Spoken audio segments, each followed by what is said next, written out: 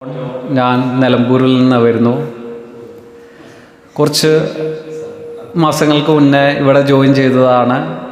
അപ്പോൾ ചില പ്രശ്നങ്ങൾ കാരണം എനിക്ക് പിന്നീട് കുറച്ച് ക്ലാസ്സുകൾ നഷ്ടപ്പെട്ടു. അപ്പോൾ ഈ വർഷത്തെ ആദ്യത്തെ ക്ലാസ്സാണ്. അപ്പോൾ എനിക്ക് റീജോയിൻ ചെയ്യാൻ ഇവിടെ സാധിച്ചു.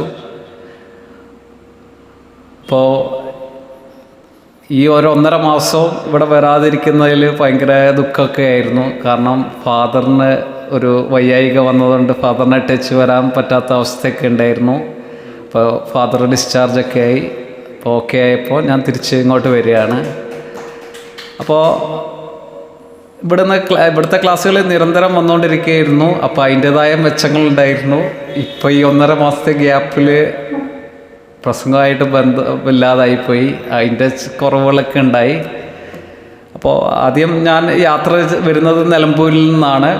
അപ്പോൾ ആ യാത്ര രാവിലെ ഒരു 9:30 ഞാൻ സ്റ്റാർട്ട് ചെയ്തു അവിടെ. അതിന് റെയിൽവേ സ്റ്റേഷനിലെത്തിയപ്പോഴത്തേന് ട്രെയിൻ മിസ്സായി.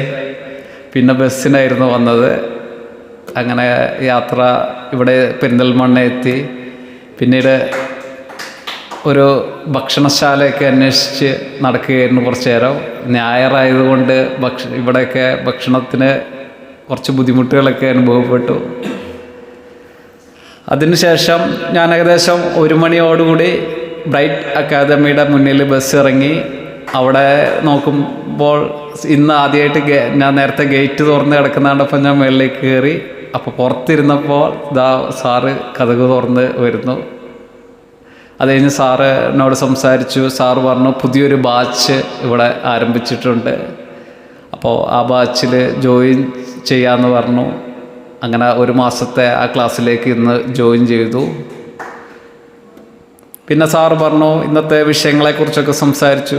സാറ് പറഞ്ഞു ആ വിഷയങ്ങളൊക്കെ അവിടെ ഇരുന്ന് ഒന്ന് ചെക്ക് ചെയ്യൂ എന്നൊക്കെ പറഞ്ഞ് കുറച്ച് നേരം അവിടെ ഇരുന്ന് അത് വായിക്കുകയായിരുന്നു. അതിൻ്റെ ഇടയിൽ ഈ മ്യൂസിക്കിൻ്റെ ഇൻസ്ട്രുമെൻ്റ് എന്നെ വളരെ ആകർഷിച്ചു. വളരെ ഒരു വെറൈറ്റി രീതിയിലുള്ള അതിൻ്റെ ലൈറ്റിംഗ് അറേഞ്ച്മെൻ്റൊക്കെ എനിക്ക് വളരെ ഇഷ്ടമായി. അപ്പോൾ ബ്രൈറ്റ് അക്കാദമിയിൽ എത്തുക എന്ന് പറഞ്ഞാൽ വീണ്ടും പ്രസംഗിക്കാനുള്ള കഴിവ് ഞാൻ ആർജിക്കാൻ പോവുക എന്നത് തന്നെയാണ്. അത് ഡെവലപ്പ് ചെയ്തെടുക്കുക എന്നത് തന്നെയാണ് എൻ്റെ ഉദ്ദേശം.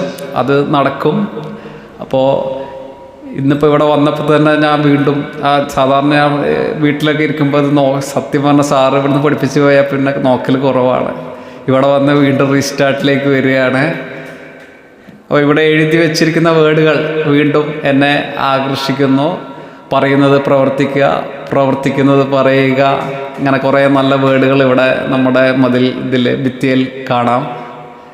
അതേപോലെ സാറെന്ന് പറഞ്ഞിരിക്കുന്ന ആളുകൾ കുറവാണെങ്കിലും ഈ കസേരകളിലൊക്കെ ഓരോ ആളുകൾ ഇരിക്കുന്നതായി സങ്കല്പിച്ച് ധൈര്യമായി മുന്നോട്ട് സംസാരിക്കാനാണ് പറഞ്ഞിരിക്കുന്നത്.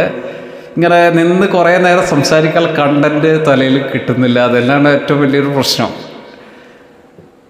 പിന്നെ ഫസ്റ്റ് ക്ലാസ്സിനെ കുറിച്ച് പറയുകയാണെങ്കിൽ ആദ്യമായി ഇവിടെ വരുന്നു. എനിക്ക് തോന്നുന്ന ഒരു സ്വാഗത പ്രസംഗത്തിലാണ് ക്ലാസ് തുടങ്ങുന്നത്. അപ്പം ഞാൻ സ്വാഗത പ്രസംഗം കേട്ടിട്ടേ ഉള്ളൂ ഇരുന്ന്. അതിൻ്റെ സ്റ്റെപ്പുകളൊന്നും അറിയില്ലായിരുന്നു. അത് കഴിഞ്ഞ് എനിക്ക് തോന്നുന്നു 2ാമത്തെ ക്ലാസ് അധ്യക്ഷ പ്രസംഗം. അതിനെക്കുറിച്ചാണ് എനിക്ക് ഒന്നുകൂടെ അറിവ് കിട്ടിയത്. അപ്പോൾ അധ്യക്ഷ പ്രസംഗത്തിൽ എങ്ങനെ പ്രസംഗിക്കണം, അധ്യക്ഷൻ്റെ റോൾ എന്താണ് എന്നൊക്കെയുള്ള കൃത്യതയോടെ പറഞ്ഞു. ആരെയൊക്കെ അതിൽ നമ്മൾ നോട്ട് ചെയ്ത് പറയണം. പിന്നെ വേദിയിലുള്ള എല്ലാ ആളുകളെയും നോട്ട് ചെയ്ത് കൃത്യമായി ജനങ്ങളുടെ ഇടയിലേക്ക് ആരെയും വിട്ടുപോവാതെ ഓരോ കാര്യങ്ങൾ എത്തിക്കണമെന്നൊക്കെ സാറ് കൃത്യമായി പറഞ്ഞു തന്നു. പിന്നീട് ഒരു പ്രസംഗം എനിക്ക് കിട്ടി. അത് എനിക്ക് തോന്നുന്ന ആദരാഞ്ജലി പ്രസംഗമുണ്ടോ, ആദരാഞ്ജലി പ്രസംഗം, അതും എനിക്കൊരു ക്ലാസ് കിട്ടിയിരുന്നു. അനുശോചന പ്രസംഗം. ഓക്കെ, അനുശോചന പ്രസംഗത്തിൻ്റെ ക്ലാസ് കിട്ടിയിരുന്നു. അത് ഞാനെങ്ങനെ പല സ്ഥലത്തും ഒരു വട്ടം എനിക്ക് മൈക്ക് എൻ്റെ കയ്യിൽ വന്നാൽ പ്രസംഗിക്കാൻ, ഞാനപ്പോൾ എന്ത് പറയണമെന്ന് അറിയാതെ മൈക്ക് റിട്ടേൺ കൊടുത്ത് പോയിരുന്നു. അപ്പോൾ അതും എനിക്ക് മെച്ചമുണ്ടായിരുന്നു. അങ്ങനെ 3 ക്ലാസ്സുകളാണ് മെയിനായിട്ട് കിട്ടിയത്. അപ്പോൾ പേടിയില്ലാതെ ഇവിടെ നിന്ന് കറക്റ്റ് പോയിന്റുകൾ പിന്നെ എനിക്ക് പാട്ട് പാടാനൊരവസരം. ഞാൻ ലൈഫിൽ ആദ്യമായിട്ട് ഒരു പാട്ട് പാടിയിട്ടുണ്ട് ഇവിടെ. ഞാൻ അതുവരെ ടൂറിന് പോയാലോ എവിടെ പോയാലും പാട്ടൊന്നും പാടില്ലായിരുന്നു. അപ്പോൾ ലാസ്റ്റ് ആ പാട്ടോടുകൂടെ ക്ലാസ് നിന്നു കേട്ടോ. എൻ്റെ ആ ലാസ്റ്റ് പാട്ട് പാടി പോയ പോക്ക. പിന്നെ ഇപ്പോൾ 1.5 മാസം കഴിഞ്ഞ് കയറുമ്പോൾ അപ്പോൾ ക്ലാസ്സുകൾ നല്ലതാണ്. ഇങ്ങനെ എനിക്ക് തോന്നുന്നു ഒന്നുകൂടെ ഈ പോയിൻ്റ് ഓരോ സ്വാഗത പ്രസംഗം, അധ്യക്ഷ പ്രസംഗം, അങ്ങനെ ഓരോന്നോരോന്ന് കൃത്യതയോടെ കിട്ടിയാൽ അത് എഴുതി വെക്കുക. ഇപ്പോഴും സ്വാഗത പ്രസംഗത്തിൻ്റെ ആ സ്റ്റേപ്സ് എൻ്റെ തലയിൽ നിന്ന് പോയിക്കൊണ്ടിരിക്കുക. അധ്യക്ഷ പ്രസംഗം ഏകദേശം ഓക്കെയാണ്. അപ്പോൾ സ്വാഗത പ്രസംഗം അന്ന് പറഞ്ഞാൽ എൻ്റെ തലയിൽ നിൽക്കുന്നില്ല. അപ്പോൾ എഴുതി വെക്കാത്തിട്ടാണോ എന്താണോ ആ പോരായ്മ ഉണ്ടാകുന്നതെന്ന് മനസ്സിലാകുന്നില്ല. അപ്പോൾ ബ്രൈറ്റ് അക്കാദമി നമ്മളെല്ലാം വളരെ ദൂരം വളരെ കാര്യങ്ങൾ സഹിച്ച് ഇന്നിപ്പോൾ ചർച്ച് ഒക്കെ ഞങ്ങൾക്ക് പള്ളിയൊക്കെ ഉണ്ട്. അപ്പോൾ നമുക്ക് ഇമ്പോർട്ടൻ്റായിട്ട് ഇത് വേണം എന്നുള്ള ഒരു വാശിയിൽ തന്നെ വരുന്ന. അപ്പോൾ അതിൻ്റെ ഒരു ഇവിടെ വന്നു കഴിഞ്ഞാൽ തന്നെ ഇരുന്ന് കഴിഞ്ഞാൽ തന്നെ എനിക്കൊരു പോസിറ്റീവ് ഇതുണ്ട്. കാരണം അല്ലെങ്കിൽ ഞാൻ വെറുതെ മൊബൈലിൽ കുത്തി അവിടെ നിന്ന് വെറുതെ ചുമ്മാ സമയം കളയല്ലാതെ ഇവിടെ വന്ന് കയറിൻ്റെ ഉള്ളിൽ ഇരിക്കുമ്പോൾ തന്നെ എന്തൊക്കെയോ സംസാരിക്കാനോ എന്തൊക്കെയോ തലയിൽ ആലോചിക്കാനൊക്കെ തുടങ്ങുന്നുണ്ട്. അതേപോലെ ഇന്നിപ്പോൾ മാഷ് പറഞ്ഞപ്പോൾ എനിക്ക് മനസ്സിലായി ഇന്ത്യ പാകിസ്ഥാൻ ക്രിക്കറ്റ് കളിയൊക്കെ ഉണ്ടെന്നുള്ള കാര്യം. ഞാനത് 7:30 അത് വിചാരിച്ചിരിക്കുകയായിരുന്നു. അത് 2:30 അത് നേരത്തെ അറിയാൻ ഭാഗ്യമായി. Okay sir.